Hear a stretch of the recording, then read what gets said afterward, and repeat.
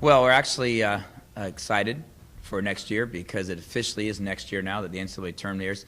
Sunday was one of the more disappointing days in my coaching career because once you get a chance to go to the big dance, the bar has been raised and the enthusiasm and excitement as a head coach has been set to a new level.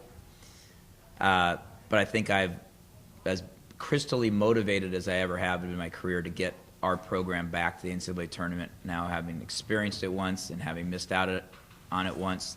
I think that with the material we have coming back, returning 5 of our top leading scorers. Additionally, we return 5 red shirts, 2 of which are previous players that had been injured with severe knee injuries that should be back full strength, Taylor Sutliff and Zach Gordon, as well as with a freshman, Trevor John, who's redshirting. And then 2 transfers, one from Gonzaga and one from the University of Minnesota, that bring in great length at 6'8", great athleticism and skill, that our depth will be much deeper. I think that's redundant, saying depth is deeper, but our depth will be better. And then the encouraging part about that is that should allow us to pick up the tempo a little bit more and increase our field goal shooting percentage, which was my biggest concern for the entire year, is that consistent scoring. Do your players share your kind of let down from having gone last year, not going this year? You know, we didn't discuss it a lot. What we tried to spend our time on after the game was just thanking our seniors. Malik Love had a great last game against Santa Barbara. Michael Bolden was a real consistent defender for us. Anthony Silvestri put his heart and soul into it for us.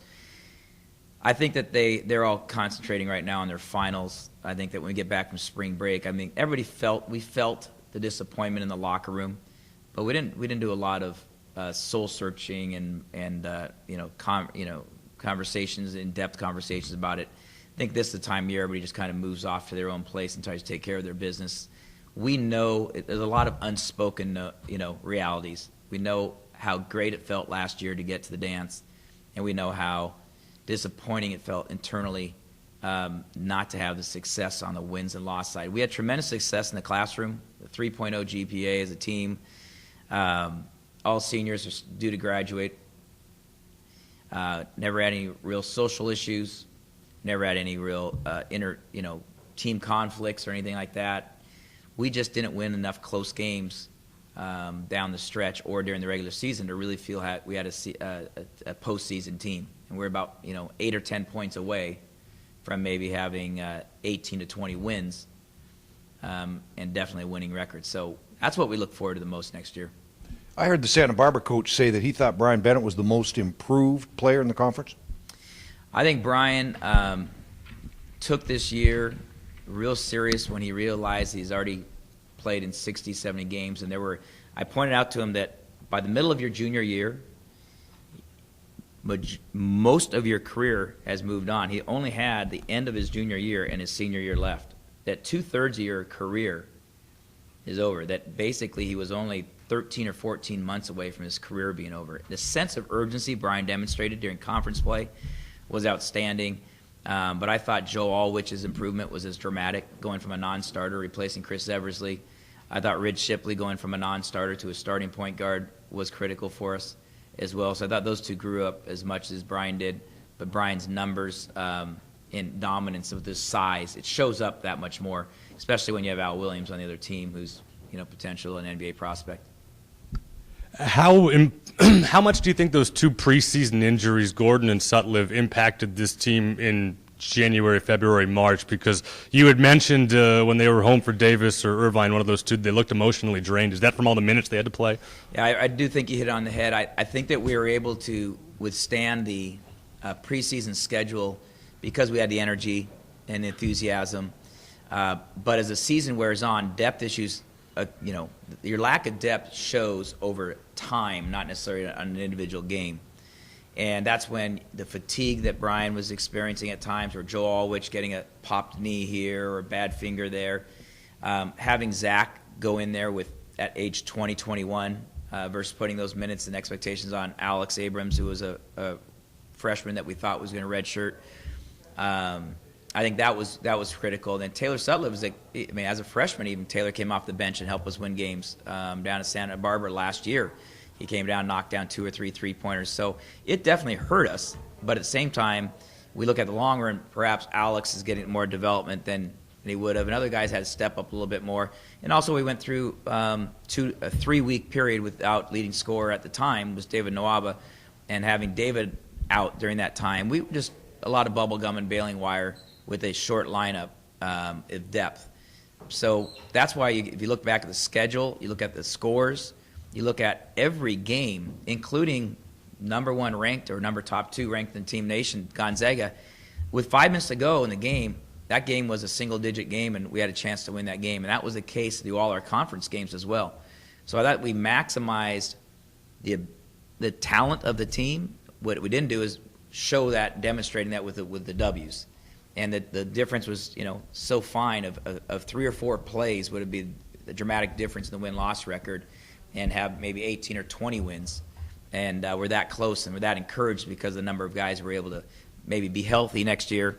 I think we're too deep at every position next year, provided we can have a healthy spring, summer, and fall.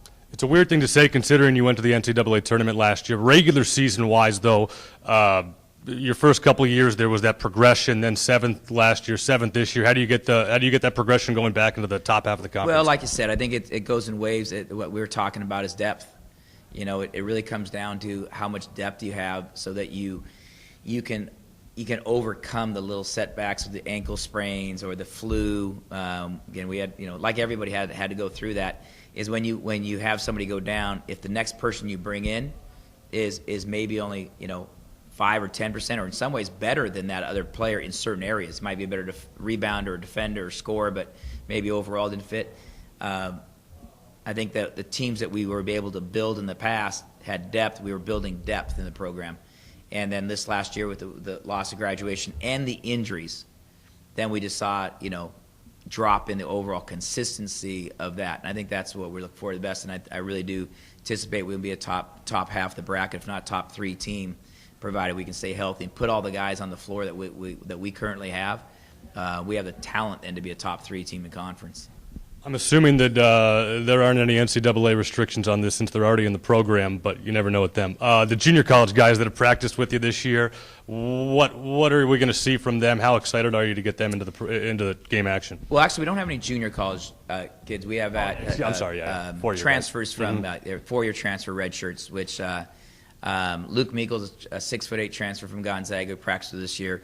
At 6'8", he can play the 3 and the 4. He can shoot the 3. He handles the ball well. He quite frankly could be one of our leading scorers next year. His skill set is excellent. Josh Martin, a transfer from Minnesota. Both great students, great kids. We've had no problems with them. They've been outstanding in developing the practice habits that go along with it. Josh is a type of athlete that you combine a Joe Alwich and a David Nwaba. He's had tip dunks at 12 feet. Aggressive, strong, and they're both. The nice part is they're both fresh. Luke played 1 year at Gonzaga, and Josh played just a half a season. So we'll have 3 years with both of them on the roster. So they're only going to get better, and they're going to learn more and more about the program. But they are in the program this year, so they've already built close relationships up with the other guys, and they're going to be tremendous assets for us over the course of 3 years. I mean, I don't just expect good things from next year, but good things for their whole career. Last question I got. You said early on that you might bump up the tempo a little bit next season. Talk about that a little bit. Yeah, we're excited. As a coach, I've coached this next year will be our 29th year. I've coached all styles, and I feel like we have the roster depth and the ball handling, the size, the athleticism to try to increase the tempo 3 or 4 possessions a game. We're averaging right over 60 possessions a night, and the NCAA average is about 62. The top teams in the nation only have 65 possessions a night, so it's not that dramatic of an issue. But I think that the overall tempo, and we saw the last part of the Santa Barbara game, we pressed at the end, last 12 minutes, and we were able to pick up some baskets. I think that we've got to be able to let some of our defense create more offensive opportunities. So I think what we're going to see is perhaps a bump up in our points overall scored, our scoring average, but that may not manifest itself dramatically in the preseason as we open up at UNLV, play at UCLA, travel up to St. Mary's, go to Texas A&M. You may not see a dramatic score improvement then, but I think over the course of the year, especially in a conference play, that you look at, I think we will have that depth, provided we can stay healthy. I think we have the depth to play too deep, and so you're not not relying upon anybody to play 32, 33 minutes with Allwich and Bennett have to do this year. And we can push the tempo. Guys can run the court more, and you can pick up the tempo defensively, force more turnovers. And I think what that manifests in is not necessarily more points all the time. It's easier buckets, and so it's higher field goal shooting percentage. Instead of being a 35 to 40%, and when you get a couple layups because of steals or an easy basket, now you get, a half where you are 12 for 25 from the field instead of 8 for 25 or 9 for 25. And field goal shooting percentage is the best indicator of success. I'm sure it's like batting average in baseball. You got to hit the ball. In basketball, you got to make the shot. So on that note, I'll shut down and turn it over to baseball season. And we can watch baseball and USC from this point on. Thank you.